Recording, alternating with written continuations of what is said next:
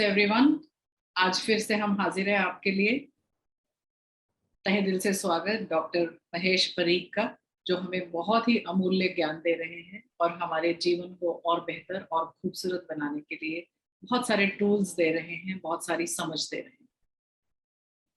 पिछले एपिसोड में हमने जाना था कि हमें क्यों डिस्ट्रेस होता है, और आज हम जानने वाले हैं कि उस डिस्ट्रेस का नुकसान क्या है, how it impacts our life, and who is impacted the most. So let us understand from him only. सबसे पहले तो डॉक्टर साहब आपका स्वागत है, और आप बताइए कि ये जो डिस्ट्रेस है जो पैदा होता है हमारे अनरियलिस्टिक बिलीफ से, जो आपने हमें लास्ट टाइम समझाया था, उसका नुकसान किसे है सबसे ज्यादा? पहले तो हम खुद को होता है, और उसके नुकसान क्या क्या है। पहला नुकसान ये है कि हमारी कार्य क्षमता घट जाए। जी, काबिलियत है, लेकिन अगर आप अपसेट हो तो उस काबिलियत का पूरी तरह से इस्तेमाल नहीं कर पाओगे। कई बार ऐसा होता है कि गुस्से में या घबराहट में हम कुछ कर बैठते हैं या कुछ कह देते हैं, और फिर बाद में पछतावा होता है कि ऐसा नहीं कहना चाहिए था या ऐसा नहीं करना चाहिए था। तो ये बुद्धि तब कहाँ थी? आप इतने अपसेट हो गए थे कि आपको ये सूझा ही नहीं, लेकिन जब आप शांत हो गए तब सही रिस्पॉन्स आपको सूझा। तो पहले तो ये है कि हमारी काबिलियत होने के बावजूद हमारी कार्य क्षमता कम हो जाती है। जैसे समझो, स्टूडेंट पढ़ाई कर रहा है, परीक्षा नजदीक आ रही है, पोर्शन बहुत थोड़ा हो गया है लेकिन बहुत सारा बाकी भी है। तो समय कम है, परीक्षा नजदीक आ रही है, तो ये घबरा जाता है। अगर वो घबरा गया तो अब वो कंसंट्रेशन नहीं कर पाएगा, तो उसकी पढ़ाई और कम होगी। या गृहिणी को बहुत सारे काम करने हैं, निपटाने हैं, घर के काम, और समय बहुत कम है, तो वो घबरा जाती है, और घबराहट में वो तोड़फोड़ उससे हाथ से ज्यादा हो जाती है। जी, जी, उसका ही नुकसान हो जाता है। इसी तरह गुस्से में भी हम कुछ न करना कर बैठते।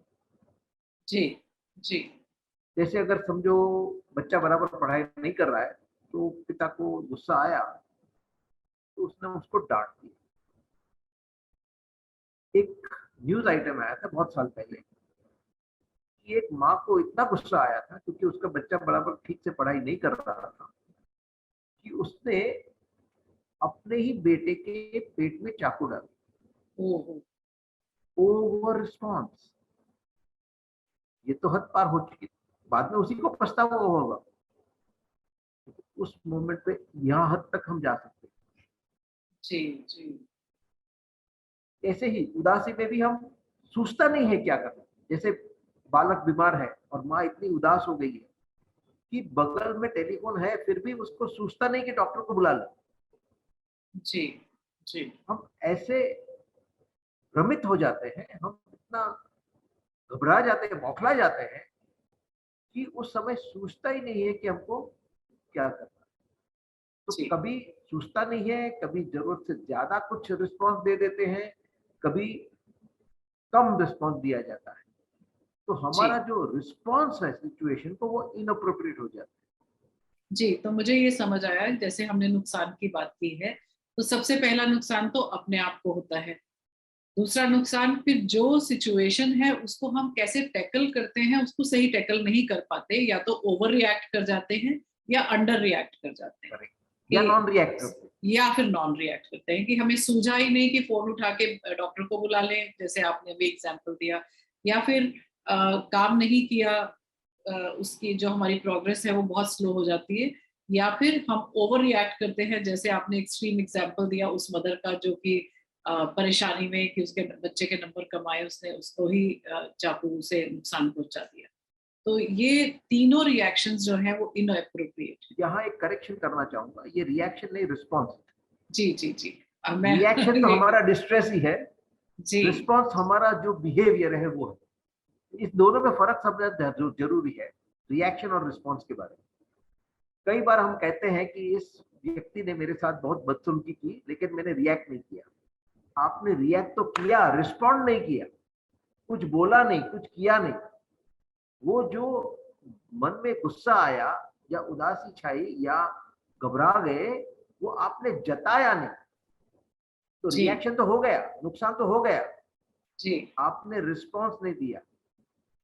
जी। तो ठीक है। दोनों में फर्क है। रिस्पॉन्स ये हमारा बर्ताव है, रिएक्शन ये हमारा अंदरूनी अनुभूति है, हमारा फीलिंग है।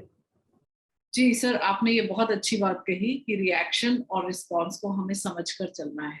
तो हमारे दर्शकों के लिए आप ये डिटेल में समझाइए कि रिएक्शन क्या है और रिस्पॉन्स क्या है और इन दोनों में क्या फर्क होता है और हम अपने जीवन में इस बात को कैसे इनकॉर्पोरेट कर सकते हैं। जी तो रिएक्शन मानी हमारा प्रत्याघात।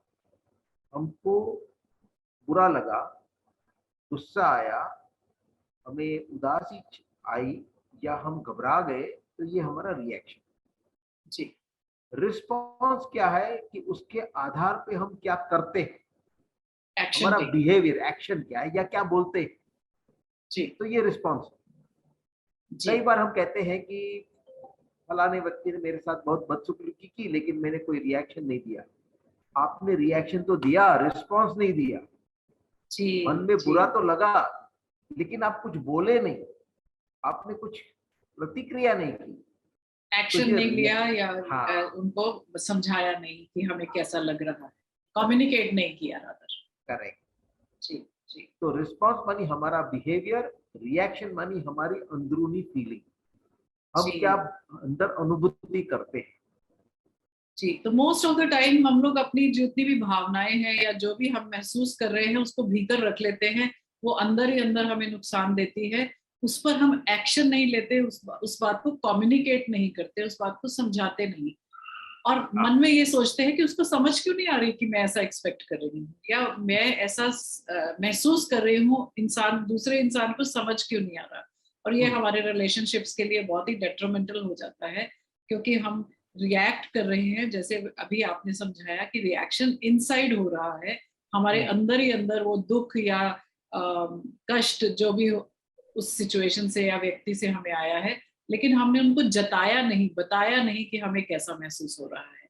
तो ये रिश्तों में खटास का भी कारण होता है और हमारे अंदर जो दुख है उसका भी कारण हो जाता है। जी, thank you so much for explaining this in detail. जी सर, आगे चलते हैं। तो एक तो नुकसान ये हो गया कि हमारी कार्यक्षमता कम हो जाती है। जी दूसरा नुकसान ये है कि जब हम अपसेट हुए, हम नाराज हो गए और हमने ये नाराजगी जताई, तो दिल तो हल्का हो गया, लेकिन सामने वाले को ये पसंद नहीं आएगा। जी वो और कुछ जली कटी सुनाएगा, जिससे आप और दुखी होने वाले हो, तो आप और कुछ कहेंगे और ये विष चक्र चलता रहेगा और इससे पैदा होता है झगड़ा। जी जैसे कि समझो पतिदेव सिनेमा की टिकट लेके आता है और पत्नी को जाना है बीच पे, इसलिए कुछ वो जली कटी सुनाएगी। अभी पति को गुस्सा आएगा, वो कुछ कहेगा जिससे पति वहां नाराज हो जाएगी और थोड़ी देर में दोनों में बहस हो जाएगी और 36 का आंकड़ा जी। और सिनेमा इवनिंग के टिकट फाड़ स्पॉइल्ड। के फेंक दी। हाँ। जी जी या फिर पति को टीवी मैच देखना है और पत्नी को शॉपिंग जाना है, तो वापस दोनों में झगड़ा हो जाता है और 36 का आंकड़ा। तो इस तरह जताने से झगड़े होते हैं, ऐसे झगड़े नहीं चाहिए। सर, तो अभी हम क्या आपने कहा करते जताना भी चाहिए लेकिन जताएंगे तो झगड़ा हो जाएगा, तो अब तीसरा हैं? सोल्यूशन क्या है? तो तीसरा सोल्यूशन ये है कि न तो हमें उसको जताना है, न उसको दबाना। ओके। हमको उस रिएक्शन को पैदा ही नहीं होने देना, फिर ओ, जताना का और दबाने का प्रश्न ही नहीं उठता है।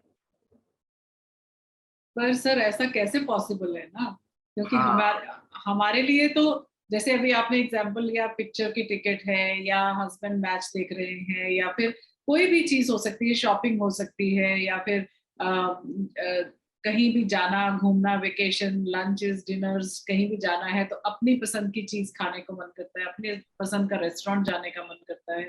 तो यदि एक्सप्रेस नहीं करेंगे तो फ्रस्ट्रेट रहेंगे, एक्सप्रेस करेंगे तो झगड़ा हो जाएगा। और आप कह रहे हैं कि आप सिचुएशन ऐसी पैदा होने ही मत दो, तो ये कैसे होगा? नहीं, तो मैंने अभी ऐसा इस नहीं पे कहा elaborate- सिचुएशन पैदा न होने दो। जी सिचुएशन तो तुम्हारे बस में नहीं है। जी। सिचुएशन पैदा होगी, आप उसको रिएक्ट नहीं करोगे।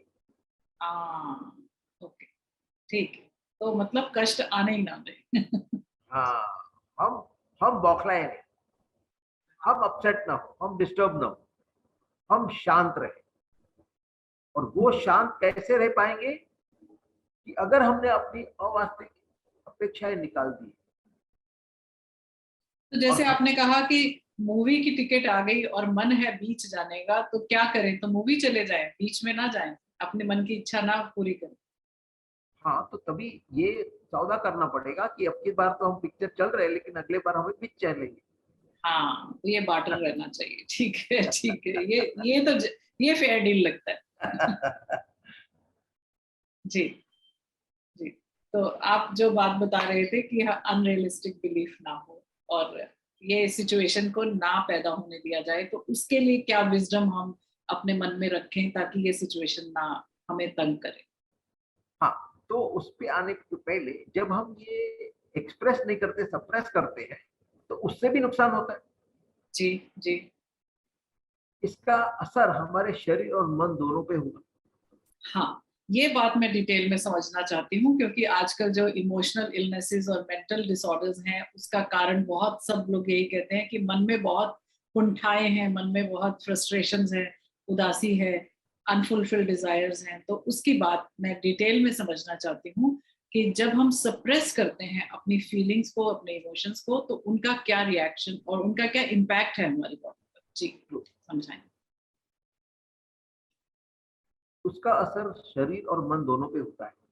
जी जब ये डिस्ट्रेस की मात्रा कम होती है तो कम इम्पैक्ट होगा। जैसे मात्रा बढ़ती जाएगी, इम्पैक्ट ज्यादा बढ़ता जाएगा। जी तो जी। जब कम मात्रा होती है तो क्या इम्पैक्ट आता है?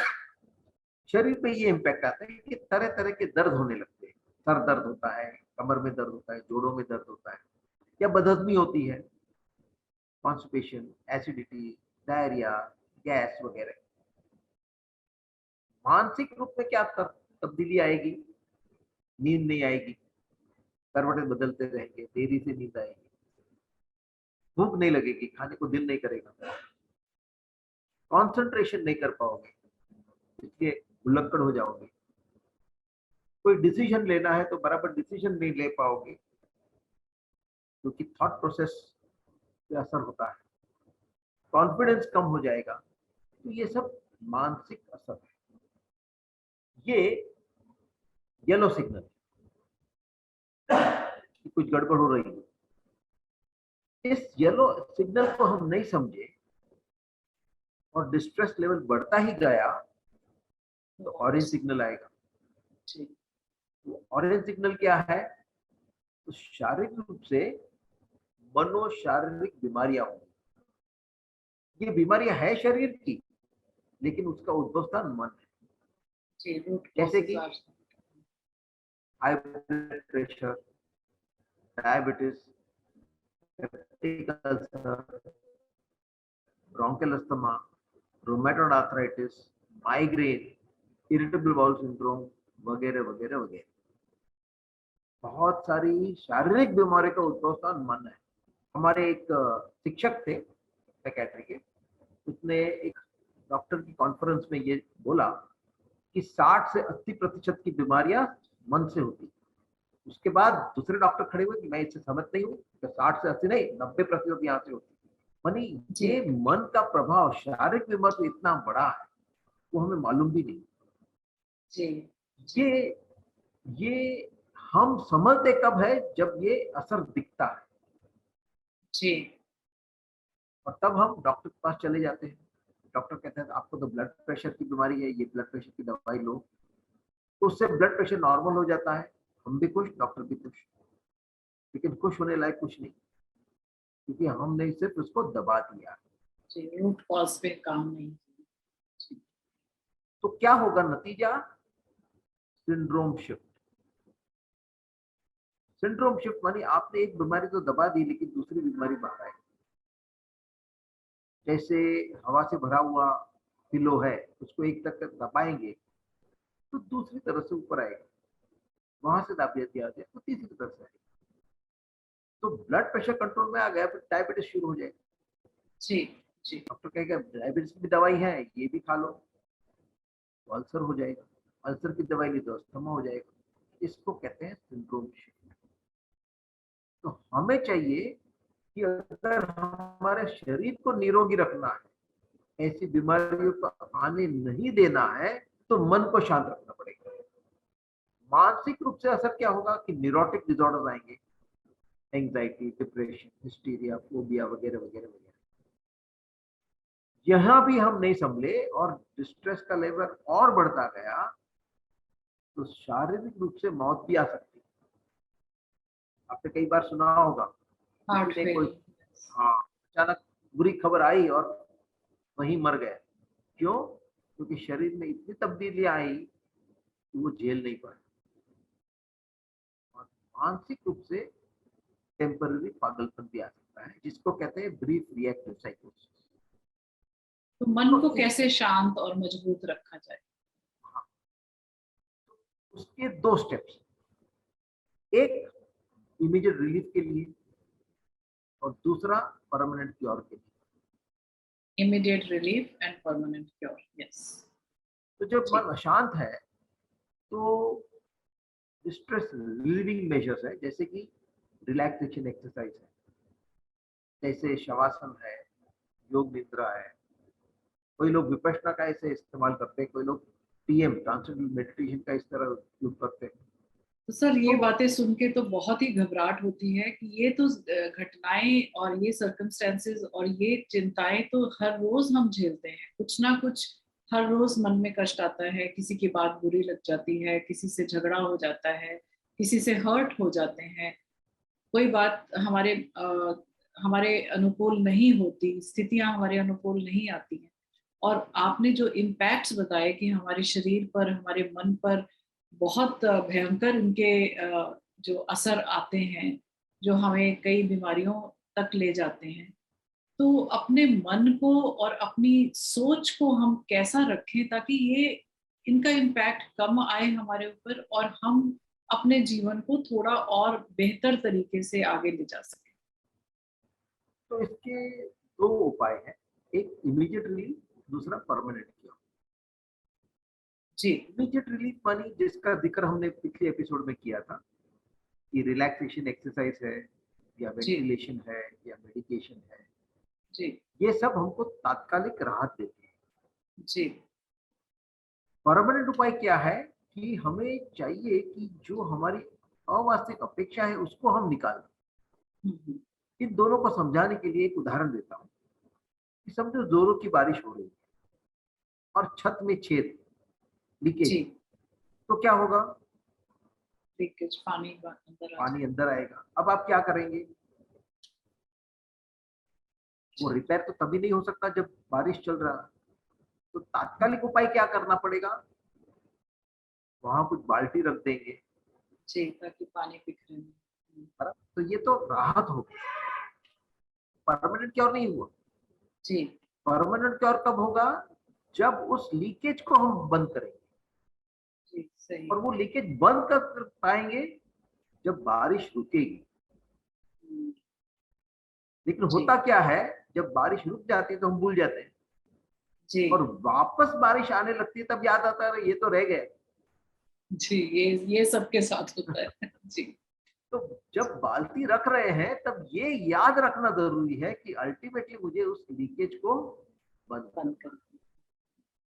तो यहाँ इस एनालॉजी में जो बारिश हो रही है वो स्ट्रेस है, जी जो पानी अंदर आ रहा है वो डिस्ट्रेस है। हम्म, जी तो स्ट्रेस की वजह से ये डिस्ट्रेस कब आ सकता है? जब लीकेज है। हम्म, तो लीकेज ये हमारी अवास्तविक अपेक्षा है। तो जो रिलैक्सेशन बोला, वेंटिलेशन बोला, मेडिकेशन बोला, ये सब बाल्टी रखने के बराबर हाँ, ताकि वो आपको उस समय के लिए रिलीफ मिल रहा है, मिल जाए। लेकिन ये परमानेंट क्योर नहीं है। जी परमानेंट क्योर के लिए क्या करना है? उस लीकेज को बंद करना है, यानी कि हमारे जो अवास्तविक अपेक्षा है उसको निकालना है। तभी का तभी नहीं हो पाएगा, उसको हम बारिश बाद रुकेगी। में करना। बारिश रुकेगी जब हम शांत हो जाएंगे। तो हम्म, हमें करना क्या है कि हमें हमारे इस लीकेज का रिकॉर्ड रखना है, एक डायरी ओके। रखनी है। कि कौन से जिस ट्रिगर्स हैं हमारे। कौन से ट्रिगर है और हमको क्या हुआ, क्या रिएक्शन हुआ। अच्छा। हम गुस्सा हो गए, हमें बुरा लगा, हम उदास हो गए, घबरा गए, चिढ़ गए, क्या हुआ और किस जी। वजह से हुआ, इसकी एक डायरी रखनी ओके। है। इस डायरी के दो मायने। एक, तो जब आप लिखेंगे तो एक प्रकार का वेंटिलेशन हो गया, जी। जी। टेम्पररी राहत मिल जाएगी। जी। अब यही डायरी आपकी रॉ मटेरियल होगी, जिस पे हमको ढूंढना है कि इसके पीछे हमारी अवास्तविक अपेक्षा कहाँ पे मतलब लीकेज का जो कारण है वो मिलेगा इस डायरी से। है। जी। जी। उस डिस्टरबेंस को हमको बाद में एनालाइज करना है, उसका विश्लेषण करना है कि बाहरी कारण तो ये था, अंदरूनी कारण क्या था, मेरी कौन सी कमजोरी थी, मेरी कौन सी अवास्तविक अपेक्षा थी जिसके वजह से मैं ये दुखी हुआ। हाँ, ये तो आपने बड़ी अच्छी बात कही सर, कि जैसे हमने अभी शुरू लास्ट एपिसोड में जब बात की थी कि हम दोष देते हैं दूसरे को, कि किसी ने ये कहा तो मुझे गुस्सा आना ही था और गुस्सा आ गया, या मुझे हर्ट होना ही चाहिए था। लेकिन हम ये कारण नहीं सोचते कि उस बात से हमें गुस्सा क्यों आया, हमारे अंदर क्या कमजोरी थी कि उस बात पे हमें बार बार गुस्सा आ रहा है या हम बार बार हर्ट हो रहे हैं। यस। तो हमें एक्चुअली इंटरनलाइज करना है हर सिचुएशन, हर इमोशन को जो हम महसूस कर रहे हैं, कि इसका जो अंदरूनी कारण क्या है। तो अब आप, ये बहुत इंटरेस्टिंग बात है, क्योंकि अब अंदर की तरफ जा रहे हैं, कारण ढूंढ रहे हैं। तो ये कैसे हमें पता चलेगा कि ये हमारी क्या कमजोरी है। तो, तो इसमें हमको यही डायरी काम आएगी। उस डायरी के आधार पे हमें ये ढूंढ निकालना हम्म। कि दूसरे ने जो कहा किया, ठीक है, उस पर मेरा कोई बस नहीं है, लेकिन मेरी इसके पीछे की कौन सी अवास्तविक अपेक्षा थी जिसकी वजह से मैं दुखी हूँ। जैसे उदाहरण के तौर पर लीजिए, जी। कोई मुझे क्रिटिसाइज करता है तो मुझे गुस्सा आता है, और मैं कहता हूँ मैं गुस्से हुआ क्योंकि उसने मुझे कुछ जली कटी सुनाई। तो वो तो बाहरी कारण हो गए। अब उसके मुंह पे तो मैं ताला नहीं लगा सकता, या तो बाहरी कारण मैं दूर नहीं कर सकता, जी। लेकिन इसका अंदरूनी कारण क्या हुआ। तो अंदरूनी कारण ये है कि मेरी अपेक्षा ये है कि मुझ में कोई नुक्स न निकाले। मुझ में कोई कमी है ही नहीं कि कोई बोले। हाँ, मेरी प्रशंसा के लिए छूट है उनको, लेकिन मुझ में कोई नुक्स न निकाले, मुझे क्रिटिसाइज न करे। अब ये मेरी अपेक्षा है, वो वास्तविक है अवास्तविक। अवास्तविक है। सबकी छूट है, सबको छूट है कुछ भी करने। तो अगर मैं इसको बदल के वास्तविक अपेक्षा में परिवर्तित करता हूँ कि कोई मुझे मेरी प्रशंसा भी करे, कोई मुझे नुक्स भी निकाले, तो क्या होगा कि जब प्रशंसा करेगा तो मैं बुलाऊंगा नहीं, और जब क्रिटिसाइज करेगा तो गुस्सा नहीं आएगा। परिस्थिति बदली नहीं है, लेकिन उस परिस्थिति के प्रति मेरा नजरिया बदल गया है। जी। जी। तो हमें इस नजरिए को बदलना है। अब तक जो हमारा नजरिया है वही गलत था। तो नजरिया बदलना जरूरी है, ऐसा नहीं कर सकते। लोग यूजुअली क्या करते हैं कि जो तारीफ कर रहे हैं उनके पास बार बार जाते हैं, और जिसने बुराई कर दी तो उसको फिर बाद में मिलते ही नहीं, देखते भी नहीं, और काट नाराज देते। रहते हैं। जी। हाँ, रिश्ता ही तोड़ देते हैं। तो yes, ये नजरिया भी बदल जाता है, और लोगों को बदलने की जरूरत नहीं है, नजरिया बदला तो अपने आप सब सही हो जाएगा। यस। correct। नजारे नहीं बदलते, नजरिया बदलते। नजरिए बदलने, नजारे नहीं बदलने हैं, नजरिए बदलने हैं।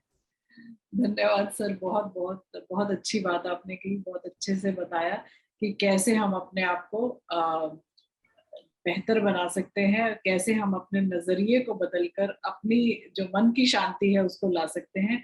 तो सर अगले एपिसोड में आप डिटेल में समझाइएगा कि ये अनरियलिस्टिक बिलीव्स क्या हैं, क्योंकि सारी जो प्रॉब्लम की जो जड़ मुझे नजर आ रही है वो ये है कि अनरियलिस्टिक बिलीव्स को मैनेज करना है, उनको समझना है। तो अगले एपिसोड में आप डिटेल में समझाइए हमें कि अनरियलिस्टिक बिलीव्स है क्या और क्यों आ जाते हैं हमारे जीवन। Thank you so much for listening. If you like my videos, please subscribe to my channel.